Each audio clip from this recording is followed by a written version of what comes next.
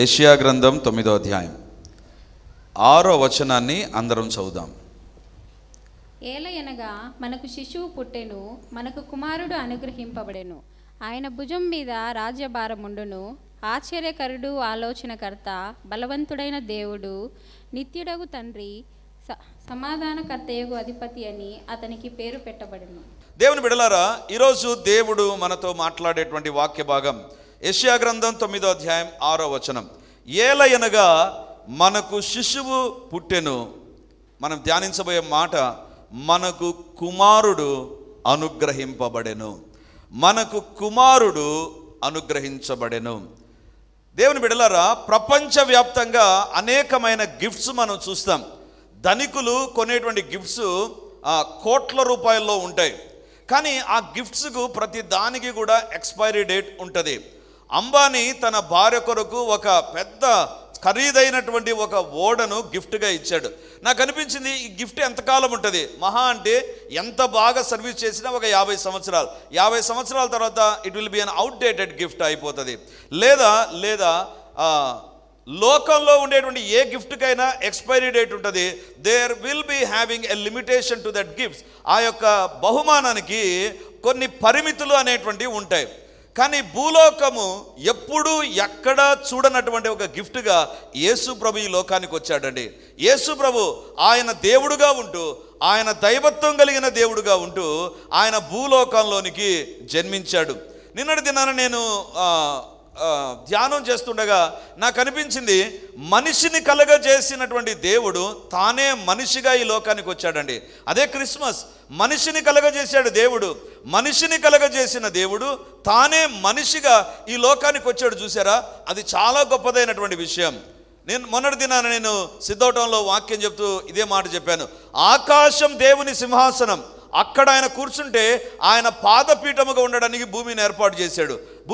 అంత ఉన్నతుడైనటువంటి దేవుడు ఒక కన్య మరియ గర్భంలోనికి ఒక చిన్న శిశువుగా వచ్చాడు. చూసారా, అది అర్థం కాదండి. ఎంత ఊహించినా కూడా అర్థం కాదు. అలాంటి అనంతుడైనటువంటి దేవుడు అంత చిన్న మానవుడిగా ఏ రకంగా క్రిస్మస్ రోజున భూలోకానికి వచ్చాడు. దేవుని బిడ్డలారా, మనిషికి తెలియనటువంటిది ఒకటి ఏంటంటే, ఈ లోకంలో ఉన్నంత కాలం బాగానే ఉంటుంది కదా, ఆ తర్వాత ఏమవుతుంది? దానికి జవాబు ఇవ్వడానికే పరలోకం నుంచి దేవుడు తానే భూలోకానికి దిగి వచ్చాడు. దేవుని బిడ్డలారా, ఇవన్నీ వాస్తవాలే. అసలు దేవుడు ఎందుకు ఈ లోకానికి వచ్చాడు? రావాల్సిన అవసరం ఏముంది? దేవుని బిడ్డలారా, చాలా విచిత్రమైన వాక్య భాగం ఇంతవరకు మనం చదువుకున్నాం. ఏంటి ఆ వాక్య భాగం అంటే, మనకు ఎవరు పుట్టారంట? మనకు శిశువు పుట్టెను, మనకు కుమారుడు అనుగ్రహించబడెను. కుమారుడు అనుగ్రహించబడెను. రెండు ఒకటే కదా. శిశువు పుట్టెను అంటే బిడ్డ పుట్టాడని, కుమారుడు అనుగ్రహించబడ్డాడు అంటే కూడా అదే అర్థం కదా. మళ్ళీ ఎందుకు వేరు చేయబడింది ఇక్కడ? దేవుని బిడ్డలారా, జాగ్రత్తగా వినండి. చాలా అద్భుతమైన సందేశాన్ని మనం వినబోతున్నాం. దేవుని యొక్క వాక్యంలో కొన్ని సందర్భాల్లో that word is a repetitive word అనిపిస్తుందండి. అది మళ్ళీ చెప్పబడినటువంటి పదం అనిపిస్తుంది కదా. బైబిల్లో చూస్తే మనకు శిశువు పుట్టెను. శిశువే కదా కుమారుడు, శిశువే కదా బిడ్డ. మనకు శిశువు పుట్టెను అంటే సేమ్ మీనింగే కదా. కుమారుడు అనుగ్రహించబడ్డాడు అంటే సేమ్ మీనింగే కదా. ఎందుకు 2 సార్లు ఉపయోగించబడేది? దేవుని బిడ్డలారా, ఏది కూడా పరిశుద్ధ గ్రంథంలో అనవసరమైనటువంటిది ఉండదండి. ఏది అవసరమో అదే దేవుడు చెప్తాడే తప్ప అనవసరమైనటువంటి దాన్ని పేపర్లు నింపడానికి, పేజీలు నింపడానికి దేవుడు ఎప్పుడు కూడా దేన్ని కూడా ఉపయోగించాడు. బైబిల్లో మనం చూస్తాం కదా, ఏలయనగా మనకు శిశువు పుట్టెను, మనకు కుమారుడు అనుగ్రహించబడెను. దేవుని బిడ్డలారా, శిశువు అంటే మానవత్వానికి సంబంధించింది, మనిషిగా ఉన్నాడు. కుమారుడు అంటే దైవత్వానికి సంబంధించినటువంటిది. ఎందుకు దైవత్వానికి సంబంధించిందో ఈరోజు దేవుని యొక్క వాక్యం నుంచి మనం చూడబోతుంటున్నాం. దేవుని బిడ్డలారా, మనకు శిశువు పుట్టెను, మనకు కుమారుడు అనుగ్రహింపబడెను. శిశువు అనేటువంటిది మానవ రూపంలో వచ్చిన దాన్ని సూచిస్తుందండి. ఇట్ రిప్రజెంట్స్ ఎర్త్లీ రిప్రజెంటేషన్, భూ సంబంధమైనటువంటి సూచనగా ఉంది. కుమారుడు అనేటువంటిది అందుకే దావీదు కుమారుడని దేవుని కుమారుడని దేవుడు పిలవడంలో ఉద్దేశం ఏంటంటే అది దైవత్వానికి సంబంధించినటువంటిది. దేవుని బిడ్డలారా, he was born as a child but he is a son. ఆయన కుమారుడుగా మన కొరకు అనుగ్రహించబడ్డాడు, ఆయన శిశువుగా జన్మించబడ్డాడు. ఎందుకోసం? కుమారుడుగా వచ్చాడు. దేవుని బిడ్డలారా, కుమారుడు అని చెప్పడంలో దేవుని వాక్యం యొక్క ఉద్దేశం ఏంటో ఈరోజు దేవుని యొక్క వాక్యంలోంచి మనం చూడబోతున్నాం. ఈరోజు మన సందేశం యొక్క అంశం స్క్రీన్ పైన మీకు కనబడుతుంది. యేసయ్య కుమారుడుగా ఎందుకు అనుగ్రహించబడెను? ఒక కుమారుడుగా ఎందుకు యేసు ప్రభు జన్మించాడు? కుమారుడు అని యెషయా భక్తుడు ఎందుకు అన్నాడు? అదే ఈరోజు దేవుని యొక్క వాక్యంలోంచి మనం చూడబోతున్నాం. మొట్టమొదటి కారణం ఏంటంటే ఆదికాండం 3వ అధ్యాయం. ఆదికాండం 3వ అధ్యాయం 13 నుంచి 15 వచనాలు మనం చదువుకుందాం. అప్పుడు దేవుడైన యెహోవా స్త్రీతో, నీవు చేసినది ఏమిటని అడుగగా, స్త్రీ, సర్పం నన్ను మోసపుచ్చినందున తింటిననెను. అందుకు దేవుడైన యెహోవా సర్పంతో, నీవు దీని చేసినందున పశువులన్నిటి భూజంతువులన్నిటిలోనూ నీవు శపింపబడిన దానివై నీ కడుపుతో ప్రాకుచు నీవు బ్రతుకు దినములన్నీయు మన్ను తిందువు. మరియు నీకును స్త్రీకిని సంతానమునకును ఆమె సంతానమునకును వైరం కలగజేసేదెను. అది నిన్ను తల మీద కొట్టును, నీవు దాన్ని మడెం మీద కొట్టుదు అని చెప్పెను. ఆయన స్త్రీతో, నీ ప్రయాసమును నీ గర్భ వేదనను నేను మిక్కిలి హెచ్చించెదను. వేదనతో పిల్లలను కందువు. నీ భర్త ఎడల నీకు వాంఛ కలుగును, అతడు నిన్ను ఏలునని చెప్పెను. అది నిన్ను తల మీద కొట్టును. కింద ఏమని వ్రాయబడి ఉంటుంది? ఆయన నిన్ను తల మీద కొట్టును. దేవుని బిడ్డలారా, ఎందుకు దేవుడు భూలోకానికి వచ్చాడంటే తెలుగు బైబిల్లో ఏమని ఉంటుందంటే ఆయన అని ఉంటుంది. ఇంగ్లీష్ బైబిల్లో సీడ్ అని ఉంటుందండి. అంటే కుమారుడు అనేటువంటి అర్థం వస్తుందండి. లేకపోతే కుమారత్వానికి సంబంధించినటువంటి అర్థం అక్కడ స్ఫురింపజేయబడుతుంది. దేవుని బిడ్డలారా, కుమారుడుగా ఎందుకు ఈ లోకానికి వచ్చాడంటే ఆదికాండం 3వ అధ్యాయంలో దేవుడు సర్పంతో ఒక మాట అన్నాడు. సర్పమా, నువ్వు అవ్వను మోసం చేసావు కదా, అవ్వను మోసం చేసినందుకు నీకు ఒక పనిష్మెంట్ ఇస్తున్నానని దేవుడు చెప్పడంలే. అవ్వను మోసగించినందుకే కాదండి, బైబిల్లో చూస్తే నీకును స్త్రీ సంతానమునకును ఆమె సంతానమునకు వైరము కలగజేసేదడు. అంటే ఆదాము హవ్వలతో ప్రారంభమైంది ఒక వైరం అండి, ఒక విభేదం. సాతానుకు దేవుడు ఒక ఇన్ఫర్మేషన్, ఆదాము హవ్వలకు దేవుడు ఒక ఇన్ఫర్మేషన్ ఇస్తుంటాడు. ఏంటి ఆ ఇన్ఫర్మేషన్ అంటే వైరము కలగ చేయబడుతుంది. వైరము అంటే వీళ్లకు వాళ్లకు మధ్య ఒక పెద్ద పోరాటానికి సంబంధించినటువంటిది జరగబోతుంది అన్నట్టుగా దేవుడు మాట్లాడాడు. ఇప్పుడు ఆ ప్రక్కన ఉండేటువంటి సాతానును ఎవరు ఓడిస్తారు అంటే మనుషులు ఓడించలేడు. ఎందుకంటే మనిషి సాతాను ఎప్పటికీ ఓడించలేడు. మనిషి శరీరాకారంతో ఉన్నాడు, సాతాను ఆత్మరూపంలో ఉన్నాడు. మనిషి సాతానును జయించలేడు. అందుకే దేవుడే తాను మనిషి రూపంలో వచ్చాడు. అందుకే బైబిల్లో వ్రాయబడింది, ఆదాము హవ్వల వంశంలో నుంచే నా కుమారుడు రాబోతున్నాడు, యేసు ప్రభు రాబోతున్నాడు. ఆయన ఒక కుమారుడుగా, అంటే ఆదాము హవ్వకు సంతానం కలుగుతుంది. ఆ సంతానంలోంచి, ఆ వంశంలో నుంచి, ఆ యొక్క జీనియాలజీలో నుంచి, ఆ వంశపారంపర్యంగా వచ్చేటువంటి సంతానోత్పత్తిలో నుండి నా కుమారుడు రాబోతుంటున్నాడు. ఎందుకంటే వైరమును తొలగించి అపవాదిని చితకొట్టడానికి. దేవుని బిడ్డలారా, మనిషి ఎక్కడ ఓడిపోతున్నాడు తెలుసా? సాతాను ఎదుట ఓడిపోతున్నాడు. సాతానుకు ఉండేటువంటి లక్షణం ఏంటంటే ఏదో ఒక రకంగా డిఫరెన్స్ తీసుకొని వస్తాడండి. భార్యాభర్తల మధ్య డిఫరెన్స్ తీసుకొని వస్తాడు. నేరుగా సాతాను మన దగ్గరికి వచ్చాడంటే మనం సాతాను అని దాన్ని పట్టించుకోబో, లేకపోతే భయపడి వెంటనే కళ్ళు మూసుకొని ప్రార్థన చేసి భక్తి ఎక్కువైపోయి పాటలు పాడి బైబిల్ పట్టుకుంటామండి. అందుకే సాతాను ఎప్పటికీ నేరుగా ఎవరి దగ్గరికి రాడు. ఎందుకంటే సాతానుకున్నంత తెలివి ఇంకెవరికి ఉండదు.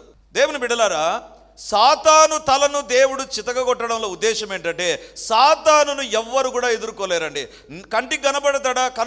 కనబడకుండా సాతాను ఏం చేస్తాడంటే మనిషి పైన, కుటుంబాల పైన, భార్యాభర్తల పైన, పిల్లల పైన తన ప్రతాపాన్ని చూపి పగ తీర్చుకుంటాడండి.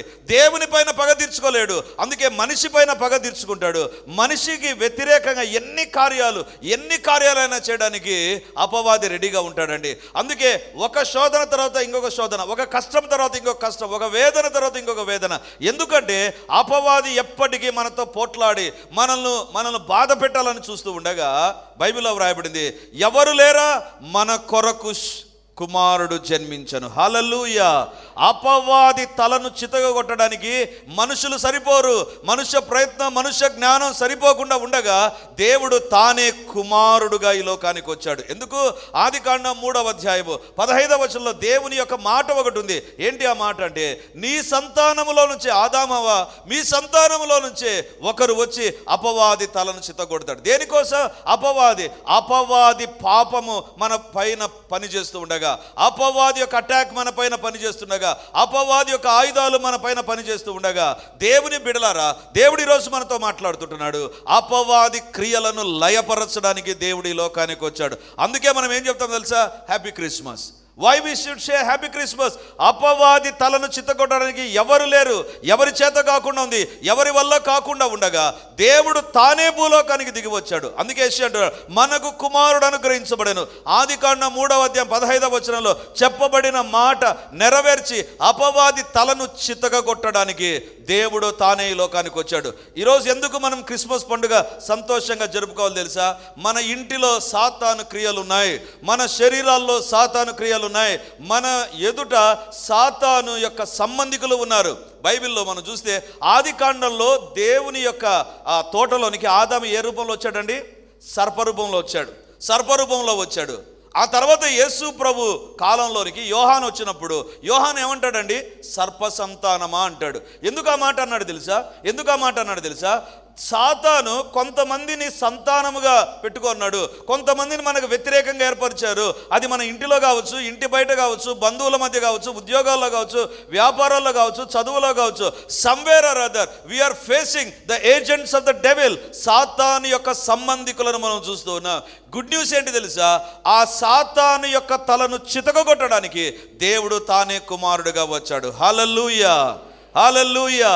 దేవుని బిడలారా, ఈరోజు దేవుని యొక్క బిడలగా ఎందుకు సంతోషంగా క్రిస్మస్ జరుపుకోవాలంటే ఈ మాట నమ్ముదాం. నా ఇంటిలో పనిచేసే అపవాది క్రియలు, నా ఇంటిలో పనిచేసే సాతాను క్రియలను చితగొట్టడానికి తానే ఈ లోకానికి వచ్చాడు. ఈరోజు నీ ఇంటిలో దేని ద్వారా నువ్వు చితికిపోతున్నావో నాకు తెలియదు, కానీ దేవుడు ఈరోజు నీతోనే మాట్లాడుతుంటా. Here is a good news. Christmas అనేటువంటిది ఎందుకు మనం సంతోషకరంగా జరుపుకోవాలంటే, ఎవ్వరూ చేయలేనటువంటి కార్యం సాతాను తలను చితగొట్టడం దేవుడు జరిగించడానికి లోకానికి వచ్చాడు. అందుకే యేసు ప్రభు శిలువలో ఏమంటాడు తెలుసా అండి? సమాప్తమైనది. ఏం సమాప్తమైంది ప్రభువా? అపవాది తలను చితగొట్టడం ఇంకెవరు అవసరం లే. I have done that. నేను అది చేశాను. ఈరోజు వాక్యం వింటున్నటువంటి దేవుని బిడ్డలారా, శత్రువు కొరకు కుమారుడు జన్మించాడు. మొదటి పాయింట్, శత్రువు కొరకు, నీకు వ్యతిరేకంగా ఉండేటువంటి శత్రువైన సాతాను యొక్క తలను చితగొట్టడానికి, సాతాను యొక్క తలను శీఘ్రముగా చితగదొక్కడానికి దేవుడు తానే కుమారుడుగా ఈ లోకానికి వచ్చాడు. అందుకే యేసు అంటున్నాడు, మనకు కుమారుడు అనుగ్రహించబడెను. నంబర్ 1 రీజన్, మన శత్రువులలో నుంచి మనం విడిపించబడి మన జీవిత కాలం అంతా నిర్భయులమై జీవించడానికి. ఈ మాట అండర్లైన్ చేసుకోండి. నిర్భయులమై జీవించడానికి. దేన్ని బట్టి మనం భయపడుతూ ఇక్కడికి వచ్చిన ఈరోజు దేవుడు చెప్పే మాట, నీ భయాన్ని తొలగించి నిర్భయముగా జీవించడానికి నేను నీ కొరకే లోకానికి వచ్చాను. శత్రువు యొక్క తలను చితగొడతాను. క్రిస్మస్ అంటే ఏంటి తెలుసా? తిండి కాదు, తిండి తినొచ్చు, బట్టలు కాదు, బట్టలు మాత్రమే కాదు, సంతోషం కాదు, అంతకంటే గొప్పది ఏంటి తెలుసా? నీకు వ్యతిరేకంగా ఉండేటువంటి సాతాను తలను చితగొట్టడానికి తానే ఒక కుమారుడుగా ఈ లోకానికి దిగి వచ్చాడు. రెండవదిగా, ఎందుకోసం ప్రభు ఈ లోకానికి కుమారుడుగా జన్మించాడు? ఆదికాండం 22వ అధ్యాయం 18వ వచనాన్ని మనం మరియు నీవు నా మాట వినినందున భూలోకంలోని జనములన్నీయు నీ సంతానము వలన ఆశీర్వదించబడును. నా తోడని ప్రమాణం చేసి ఉన్నానని యెహోవా సెలవిచ్చెను.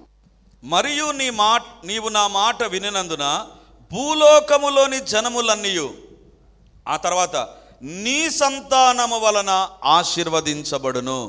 అబ్రహాముతో దేవుడు చెప్పినటువంటి మాట, నీ సంతానము వలన ఆశీర్వదించబడును. సంతానం వలన ఎలా ఆశీర్వదించబడుతుంది అని నాకు అనిపించిందండి. తెలుగు బైబిల్లో సంతానం ఉంది. ఇంగ్లీష్ బైబిల్లో ఏమనుందని తెలుసా? In your seed all the nations of the earth shall be blessed. నీ యొక్క సంతానములో నుంచి వచ్చే ఒక వ్యక్తి ద్వారా భూలోక రాజ్యములోని ప్రజలు దీవించబడతారు. దేవుని బిడ్డలారా, ఒకటి అపవాది తలను చితకగొట్టడానికి దేవుడు కుమారుడుగా వచ్చాడు. రెండవదిగా నీవు ఆశీర్వదించబడ్డానికి ఆయన కుమారుడుగా వచ్చాడు. ఆశీర్వదించబడ్డానికి ఆయన కుమారుడుగా వచ్చాడు. అబ్రహాముతో దేవుడు అంటున్నాడు, అబ్రహామా నీ సంతానము వలన, తెలుగు బైబిల్లో సంతానము అని ఉంది, కానీ ఇంగ్లీష్ బైబిల్లో సింగులర్ వాడబడిందండి, సీడ్స్ కాదు, సీడ్. ఒకే ఒక వ్యక్తి ద్వారా భూలోకములోని ప్రజలందరూ దీవించబడతారు. ఇస్సాకు ద్వారా ఆ ప్రాంత ప్రజలు దీవించబడ్డారు. భూలోకంలో ఎవరు దీవించబడలేదు. ఒకవేళ ఆ దినాన రష్యా ఉంటే రష్యాలో ఉండే వాళ్ళు ఎవరు దీవించబడలే. ఆ దినాన భారతదేశం ఉంటే భారతదేశంలో ఉండే వాళ్ళు ఎవరు దీవించబడలే. కానీ మరి ఆ మాట తప్పు కదా అని అనిపిస్తుంది మనకు. అందుకే దేవుడు అంటున్నాడు నీ సంతానం వల్ల. అందుకే బైబిల్లో వ్రాయబడింది మత్తయి సువార్త 1, అబ్రహాము కుమారుడును యేసుక్రీస్తు వంశావళి. ఎందుకు అబ్రహాము కుమారుడు అన్నారంటే, ఇదిగో ఈ మాట, దేవుడు తానే సంతానముగా కుమారుడుగా అబ్రహాము వంశంలో నుండి వస్తాడు. దేనికోసం? ఆశీర్వదించడానికి. హల్లెలూయా. క్రిస్మస్ ఎందుకు సంతోషకరమైన క్రిస్మస్? ప్రపంచవ్యాప్తంగా ఎన్ని దేశాలున్నాయో, ఎన్ని తెగలున్నాయో, ఎన్ని జాతులున్నాయో, అందరి మధ్య క్రిస్మస్ను గురించినటువంటి ఇన్ఫర్మేషన్, సెలబ్రేషన్ అనేటువంటిది ఉంది. ఎందుకోసం తెలుసా? This is the reason. భూమి యొక్క సమస్త వంశములు నీ సంతానం వలన ఆశీర్వదించబడును. యేసు ప్రభువును బట్టి భూమి యొక్క సమస్త వంశములు ఆశీర్వదించబడును. అంటే దాని అర్థం ఏంటి తెలుసా? మొదటిగా ఎందుకు కుమారుడు వచ్చాడు? సాతాను తలను చితకగొట్టడానికి. రెండవదిగా ఆశీర్వదించడానికి ఆయన కుమారుడుగా వచ్చాడు. దేవుని బిడ్డలారా, ఈ దినాల్లో ఉండేటువంటి కుమారులు, ఈ దినాల్లో ఉండేటువంటి కుమార్తెలు తల్లిదండ్రులకే దీవెనకరంగా లేరు. కానీ యేసు ప్రభు కుమారుడుగా ఎందుకు వచ్చాడంటే దేవుడు తన యొక్క రాక ద్వారా నిన్ను ఆశీర్వదించడానికి. హల్లెలూయా. దేవుని బిడ్డలారా, మన జీవితాల్లో మనం ఆశీర్వదించబడ్డానికి దేవుడి లోకానికి వచ్చాడు. ఒకరు ఆశీర్వదించబడుతుంటే ఓర్వలేరు, ఒకరు పైకి వస్తుంటే ఓర్వలేరు, ఒకరు మంచి డ్రెస్ వేసుకుంటే ఓర్వలేరు, ఒకరు భార్యాభర్తలు సంతోషంగా ఉంటే ఓర్వలేరు, లేకపోతే అన్నదమ్ములు మంచిగా ఉన్నారో ఓర్వలేరు. ఎందుకు తెలుసా? ప్రతి దాని వెనక సాతాను విషపు బీజాలు విత్తుతూ ఉంటాడండి. ఒక కుటుంబం ఆశీర్వదించబడకుండా, దీవించబడకుండా అడ్డుపడుతూ ఉంటాడు. దేవుని బిడ్డలారా, ఈరోజు దేవుడు మనతో మాట్లాడుతుంటాడు. మన జీవితంలో ఎలాంటి పరిస్థితి కూడా నువ్వు వెళుతున్నా నిన్ను ఆశీర్వదించే దేవుడు ఒకరున్నారు. కొన్ని వారాల క్రిందట, ఐ థింక్ 1 month బ్యాక్, ఒక సహోదరి నాకు ఫోన్ చేసిందండి. ఆమె కడప ప్రాంతానికి సంబంధించిన అమ్మాయి, కానీ కర్నూలులో ఆమెకు వివాహం జరిగింది. కర్నూలులో వాళ్ళు ఉంటున్నారు. సంతాన దీవెన కోసం ఎంతగానో ఎదురు చూశారంటే ఇక వాళ్ళ చేతగాక they have tried all the medicinal facilities ఏవేవి ఉన్నాయో అన్నిటినీ ట్రై చేశారు. Still there was no hope. అప్పటి కూడా ఇక ఏమి జరగనటువంటి పరిస్థితి. ఆ పరిస్థితుల్లో ఆ అమ్మాయి నాకు ఫోన్ చేసింది, అన్నా నా కోసం ప్రార్థన చేయండి. ఏంటి problem? This is my problem. దేవుని బిడ్డలారా, దేవుని దగ్గర పట్టుదలతో ప్రార్థన చేశాం. ప్రభువా, దాదాపు ఐ థింక్ 9 years 12 years అయింది ఆమె వివాహమై, కానీ సంతాన దీవెన లేదు. దేవుని యొక్క మహాకృపను బట్టి నిన్న సాయంత్రం నాకు మెసేజ్ పెట్టింది, అన్న నా ప్రెగ్నెన్సీని కన్ఫర్మ్ చేశాడు దేవుడు. హల్లెలూయా. మానవ ప్రయత్నాలు, వైద్య ప్రయత్నాల ద్వారా జరగనటువంటి దాన్ని దేవుడు జరిగించాడు. ఎందుకు తెలుసా? ఆ సంతాన దీవెన ఆశీర్వాదాన్ని ఏదో ఒక సాతాను శక్తి దొంగిలిస్తూ ఉంది. గర్భఫలము యెహోవా ఇచ్చు బహుమానం, అది దేవుడు ఆశీర్వదించే ఆశీర్వాదం. అది రాకుండా సాతాను ఏం చేస్తున్నాడు తెలుసా? ఏదో రకంగా ప్రయత్నం చేస్తున్నాడు. బైబిల్లో వ్రాయబడింది, అబ్రహామా నీ వంశంలో నుండి ఒక కుమారుడు రాబోతున్నాడు, అతని బట్టి భూమి యొక్క సమస్త వంశములు ఆశీర్వదించబడును. నేనేం చేశానండి? నేను ప్రార్థన చేశానా? కాదు, నేను యేసు నామమందు ప్రార్థన చేశాను. యేసయ్యా, మీరు సంతానాన్ని అనుగ్రహించే దేవుడు కాబట్టి దయచేయండి ప్రభువా అని ఆ దేవుని పాదాల మీద పడి ప్రార్థన చేస్తే ఆయన నామములోని శక్తి ఒకవేళ దేవుడు జ్ఞాపకం చేసుకున్నాడేమో. ఆదికాండం 22:18, I came for a blessing but this lady is not having that fertility. అమ్మాయికి సంతాన దీవెన లేకుండా ఉంది కదా, లెట్ మీ బ్లెస్ హర్. నేను ఆ అమ్మాయిని దీవిస్తాను. ఎందుకంటే there was somebody who can claim the promise. ఎవరో ఒకరు ఈ మాట పట్టుకొని అడుగుతున్నారు కదా. దేవుని బిడ్డలారా, క్రిస్మస్ అంటే ఏంటి తెలుసా? తిని పండుకోవడం కాదు, డ్రెస్ వేసుకొని సాయంత్రం ఎక్కడికి పోదాం, శిల్పారామం పోదామా, ఎక్కడికి పోదాం అని ప్లాన్ చేసుకోవడం కాదు. There is a blessing in Christmas. క్రిస్మస్లో ఆశీర్వాదాలు ఉన్నాయి. క్రిస్మస్లో నిన్ను ఆశీర్వదించడానికి ఆయన కుమారుడుగా ఈ లోకానికి వచ్చాడు. He came as a son. ఒక కుమారుడుగా వచ్చాడు. దేవుని బిడ్డలారా, క్రైస్తవ్యంలోనే ఏం కనపడుతుంది తెలుసా? అనాథ శరణాలు కనపడతాయి. అనాథ శరణాలు, పెద్దలను చూసుకునేటువంటి అనాథ శరణాలయాలు ఉంటాయి. మీరు ముస్లిం కమ్యూనిటీలో చూడండి, ఎక్కడ కూడా అనాథ శరణాలయాలు ఉండవు. ముస్లిమ్స్ ఎవరు రన్ చేయరండి. ఎందుకు తెలుసా? తల్లిదండ్రులను చూసుకున్నటువంటి వ్యక్తి భయంకరమైన పాపం చేసిన వ్యక్తి అని నమ్మి వాళ్ళ అనాథ శరణాలయాలు పెట్టరు. వాళ్ళు అస్సలు పెట్టరు. ఎక్కడ కూడా గమనించండి, మీరు ఉండదు. హైందవులు ఉంటాయి, క్రైస్తవులు ఉంటాయి. దేవుని బిడలారా, ఒకవేళ మన ఇంటిలో మనల్ని చూసుకోవడానికి ఎవరు లేరా? ఇదిగో కుమారుడు వచ్చాడు, నీ కొరకే ఆయన కుమారుడుగా ఈ లోకానికి వచ్చాడు. He will take the responsibility of your blessing. ఆయన నీ యొక్క బాధ్యతను తీసుకుంటాడు. బాధ్యతను తీసుకొని నిన్ను ఆశీర్వదిస్తాడు. అందుకే బైబిల్లో వ్రాయబడింది కదా, మనకు కుమారుడు అనుగ్రహించబడను. ఎందుకు? ఈ కుమారుల్లో ఉన్నాయి ఆశీర్వాదాలు, ఈ కుమారుని ద్వారా ఉంటాయి ఆశీర్వాదాలు. అందుకే మనం ప్రార్థించాలి, దేవా నా ఇంటిలో ఈ దీవెనలు ఉండాలి, నా కుటుంబంలో ఈ దీవెనలు ఉండాలి. ఎందుకంటే ఆయన ఆశీర్వదించడానికి వచ్చాడు. అబ్రాహాముకి ఇచ్చిన మాట, నీ సంతానం వలన భూమి యొక్క సమస్త వంశములు ఆశీర్వదించబడును, జనములన్నీ దీవించబడతాయి. దేవుని బిడ్డలారా, he came for our blessings. ఒకవేళ ఈరోజు మన జీవితంలో ఏదో ఒక ఆశీర్వాదం లేదా, దేవుని అడుగుదాం, ప్రభా ఆశీర్వాదం నాకు దయచేయి, ఆ దీవెన నాకు కావాలి ప్రభా, let me have that blessing. ఆశీర్వాదం నాకు అనుగ్రహించు. బైబిల్లో వ్రాయబడింది, ఇందుకే ఆయన కుమారుడుగా వచ్చాడు. ఒకటి, అపవాది తలను చితకగొట్టడానికి. రెండవదిగా, నిన్ను ఆశీర్వదించడానికి ఆయన కుమారుడుగా వచ్చాడు. కుమారుడుగా నా జీవితంలో, నా కుటుంబంలో, భార్యాభర్తల మధ్య, పిల్లలతో, తన పిల్లల చదువుల్లో, ఆర్థికంగా, ఆధ్యాత్మికంగా దేవా నాకు తోడుగా ఉండి నన్ను నడిపించు ప్రభా. అడుగుదాం దేవుని. హల్లెలూయా, హల్లెలూయా, హల్లెలూయా. గొప్ప దేవా నీకు వందనాలు, సైన్యాధిపతి నీకు వందనాలు, సర్వోన్నతుడా మీకు స్తోత్రాలు. హల్లెలూయా, హల్లెలూయా, హల్లెలూయా, హల్లెలూయా. ఓ స్తుతి స్తుతి స్తుతి స్తుతి స్తుతి, మహిమ మహిమ మహిమ మహిమ మీకే. హల్లెలూయా. పరిశుద్ధాత్మ దేవుడు మన మధ్య ఉన్నాడండి.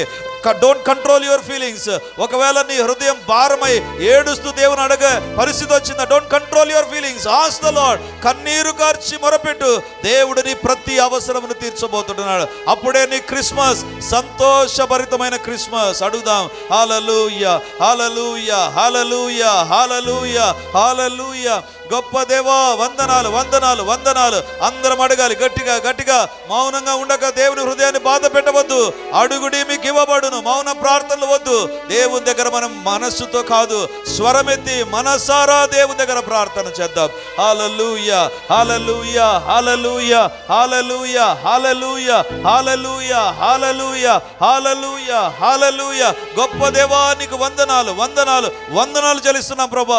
సైన్యాధిపతివైన దేవానికి వందనాలు. హల్లెలూయా, హల్లెలూయా. మా కొరకు కుమారుడుగా ఈ లోకానికి వచ్చినటువంటి తండ్రి, ఇప్పుడు అడుగుతున్నాం ప్రభా, ఎవరి జీవితాల్లో ఏ పాపం ఉందో, ఏ యొక్క అలవాట్లు ఉన్నాయో, ఏ రకమైన లోక సంబంధమైన సీక్రెట్ సిన్ఫుల్ లైఫ్ లో జీవిస్తున్నారో, ఇప్పుడు కుమారుడుగా అపవాది తలను చితగొట్టేటువంటి దేవా, ఎవరి జీవితాల్లో అపవాది శక్తుల నుంచి, అలవాట్ల నుంచి విడుదల కావాలని అడుగుతున్నారు, ఇప్పుడు మీ యొక్క కుమారత్వంలోని మొట్టమొదటి శక్తి విడుదల చేయబడును గాక. యేసు నామమందు అపవాది యొక్క తల చితగొట్టబడును గాక. ఎవరి జీవితంలో అపవాది క్రియలున్నా ఇప్పుడు అవి లయమైపోవును గాక, లయమగును గాక, లయమగును గాక, లయమగును గాక. దేవానికే వందనాలు, నీకే స్తోత్రాలు ప్రభా. ప్రతి అపవాది క్రియ యేసు నామమున వ్యర్థమగును గాక. అపవాది యొక్క అగ్ని బాణములు యేసు నామమున చల్లారిపోవును గాక. యేసు నామమందు, యేసు నామమందు. తండ్రి, ఆశీర్వదించే దేవుడవు. ఆశీర్వాదాలు లేనటువంటి జీవితంలోనికి ఆశీర్వాదాలు ఇవ్వడానికే వచ్చావు ప్రభా. కాబట్టి అడుగుతున్నా, యేసు నామమందు మాకు ఎక్కడ, మా కుటుంబాల్లో ఎక్కడ, మా యొక్క వ్యక్తిగత కుటుంబ ఉద్యోగ వ్యాపారాల సేవలో ఆశీర్వాదాలు లేవో, ఇప్పుడు కుమారుడుగా నీ ఆశీర్వాదాలు మాకు దయచేయండి ప్రభా. యేసు నామమందు మేము ఆశీర్వదించబడుదుము గాక. యేసు నామమందు మేము దీవించబడుదుము గాక. యేసు నామమున మేము తలగా ఉందుముగాక, యేసు నామమున మేము అన్ని రకాలుగా వృద్ధి అగుదుముగాక. మితిలేని వృద్ధి, మితిలేని క్షేమం యేసు నామమందు ఉండునుగాక. మేము అనుభవించుదుముగాక. తోడుగా ఉండడానికి ఇమ్మానుయేలుగా వచ్చిన దేవా, ఇప్పుడు మాకు ఎవరున్నారు అని అనుకుంటున్నారు, అలాంటి వారితో ఈరోజు మాట్లాడావు ప్రభా. మీరే తోడుగా, మీ దూతలు కూడా కాదు నాయన, మీరే ఇమ్మానుయేలుగా తోడుగా ఉంటారని సెలవిచ్చావు. ఇది మొదలుకొని దేవుని తోడు ఉంటే ఏ రకంగా జీవితం ఉంటుందో అనుభవించుదుముగాక. యేసు నామమున మీ తోడు ద్వారా కలిగే తండ్రి ప్రతి సహాయం మాకు కలుగునుగాక. గొప్ప దేవా, ఎక్కడ జీవితాలు ఆగిపోయాయో, ఆత్మీయంగా ప్రార్థనలు ఎక్కడ ఆగిపోయాయో, భక్తి ఎక్కడ ఆగిపోయిందో, కుటుంబం ఎక్కడ ఆగిపోయిందో, ఎక్కడ దీవెన లేని పరిస్థితులు ఉన్నాయో, యేసు నామమందు దీవెనలు కలుగునుగాక.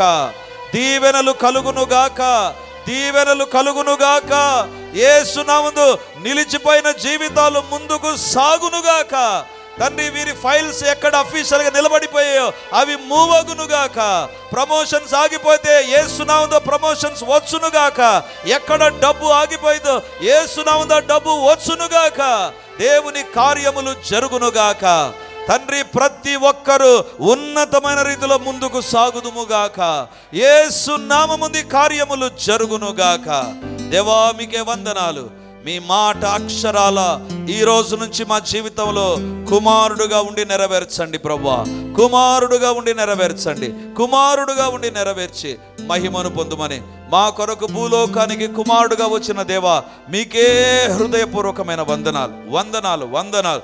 మీ రాకలోని ప్రతి దీవెన మేము ఒక్కొక్కరు అనుభవించడానికి సహాయం చేయమని యేసయ్య నామమందు అడుగుచున్నాము తండ్రి. ఆమేన్. గట్టిగా చెప్దాం ఆమేన్. విశ్వాసం చెప్దాం ఆమేన్.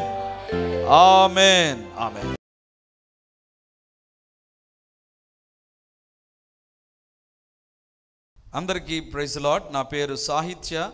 నేను గత నెలలో టైఫాయిడ్ ఫీవర్తో బాధపడ్డాను. ఆ సమయంలో యాంటీబయాటిక్స్ వాడుతుండగా 3rd డోస్ తీసుకునేటప్పుడు ఆ ఇంజెక్షన్ రియాక్షన్ అయిందో లేదో, నా శరీరానికి డోస్ ఎక్కువ అయిందో తెలియదు, కానీ అది తీసుకునే సమయంలోనే నా శరీరంలోకి ఇంజెక్ట్ అవుతుండగానే పల్స్ రేట్ స్టాప్ అయింది, బాడీ అంతా కూల్ అయిపోయింది, అన్కాన్షియస్ అయ్యాను. వెంటనే ఐసీయూలో అడ్మిట్ చేశారు. పరిస్థితి సద్దుమనేటట్లు లేదు అనే సమయంలో సుధీరన్న కాల్ చేసి ప్రార్థన చేయించుకున్నాను. ఆ రోజు ఈవినింగ్కే కంప్లీట్గా నేను రికవర్ అవ్వడం జరిగింది. ఆ రోజు నుండి ఇప్పటి వరకు ఎటువంటి యాంటీబయాటిక్ వాడకుండానే టైఫాయిడ్ క్యూర్ అయిపోయింది. ఇదే కాదు, అప్పటి నుండి దేవుడు మరిన్ని అద్భుతములు నా కుటుంబంలో మేలును జరిగించాడు. నిన్నటి దినమున మా అత్తమామలు యాక్సిడెంట్ అయినప్పటికీ పెద్ద గాయాలు లేకుండా చిన్న గాయాలతో క్షేమంగా ఇల్లు చేర్చినందుకు దేవునికే మహిమ కలుగునుగాక. యాంటీబయాటిక్స్ ఎఫెక్ట్స్ మామూలుగా ఉండదు. యాంటీబయాటిక్ డోస్ కానీ యాంటీబయాటిక్ రియాక్షన్స్ కానీ అది శరీరం తట్టుకోవడం చాలా కష్టం. ఎందుకంటే అనుభవం గుండా నేను కూడా గత దినాల్లో వెళ్ళాను. తెలియకుండా నాకు అప్పుడు చాలా ఫీవర్ వచ్చినప్పుడు I was not in my control. బాగా నిద్రపోతున్నాను. నన్ను లేపి రెజినా డోస్ ఇచ్చేది. సో నేను వేసుకున్నానో తను వేసిందో నిద్ర జ్వరం వచ్చినప్పుడు డోస్ ఎక్కువైపోయిందండి. I'm unable to bear it for 3 hours. చచ్చిపోతానేమన్నంత రియాక్షన్స్ నా శరీరంలో వచ్చాయి. ప్రభు దగ్గర ప్రార్థన చేసుకున్నాను, ఎవరికి చెప్పలేదు ఇంట్లో, ఎందుకంటే బాగా నిద్రపోతున్నారు ఆ టైంలో. ఇప్పుడు సిస్టర్ చెప్తుంటే నాకు అది జ్ఞాపకం వస్తుంది, నేను కూడా సాక్ష్యం చెప్పాలి కదా అని. సో సిస్టర్ ఏ పరిస్థితి కూడా వెళ్ళిందంటే నేనన్నా మేల్కొనున్నా, సిస్టర్ పూర్తిగా అన్కాన్షియస్ అయ్యి ఐసీయూలో అడ్మిట్ అయింది. ఆ సమయంలో ప్రభు పాదాల మీద పడ్డాం, ప్రభా సహాయం చేయి, ఇప్పుడు మీరు కృప చూపండి అని ప్రభు దగ్గర ప్రార్థన చేసినప్పుడు సాహిత్య విషయంలో దేవుడు కృప చూపి ఆరోగ్య దీవెనిచ్చినందుకు దేవునికే మహిమ కలుగునుగాక. హల్లెలూయా, ప్రైజ్ ది లార్డ్. యేసుక్రీస్తు పరిశుద్ధ నామందు మీ ఒక్కొక్కరికి మా వందనాలు తెలియజేస్తుంటున్నాను. రిడీమర్ చర్చిలో ఇంతవరకు 2 ఆరాధనలు ప్రభు తన నామహిమార్థమై జరిగిస్తూ వచ్చారు. డిసెంబర్ 1 నుంచి 3వ ఆరాధన ప్రారంభించబోతున్నాం. అది ఉదయకాలం 8 నుంచి 9:30 వరకు ఉండబోతుంది. మొదటి ఆరాధన 8 గంటలకు ప్రారంభమవుతుంది. 2వ ఆరాధన 10 గంటలకు ప్రారంభమవుతుంది. 3వ ఆరాధన సాయంత్రం 7 గంటలకు ఉంటుంది. దేవుని బిడ్డలారా, ఎవరైనా ఉదయం ఆయా పనులు కలిగి రెండవ ఆరాధనలకు రాలేకపోతున్నారని భావించి ఈ యొక్క మొదటి ఆరాధన ప్రారంభిస్తున్నాం. సో ఈ యొక్క అవకాశాన్ని సద్వినియోగం చేసుకొని దేవుని యొక్క సన్నిధికి వచ్చి దైవ దీవెనలు మీరు పొందాలని కోరుతున్నాం. మొదటి 2 ఆరాధనలు మాత్రమే ప్రభు బల్ల ఉంటుంది కాబట్టి సిద్ధపడి దేవుని సన్నిధికి రమ్మని మిమ్మల్ని కోరుతూ ఉన్నాను.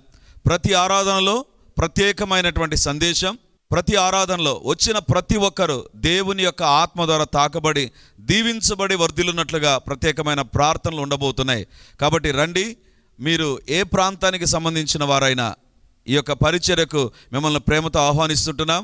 మరి ముఖ్యంగా స్థానికంగా ఏ సంఘానికి వెళ్ళనటువంటి వారైతే తప్పకుండా రిడీమర్ చర్చ్కి వచ్చి దేవుని మీరు ఆరాధించాలని కోరుతున్నాం.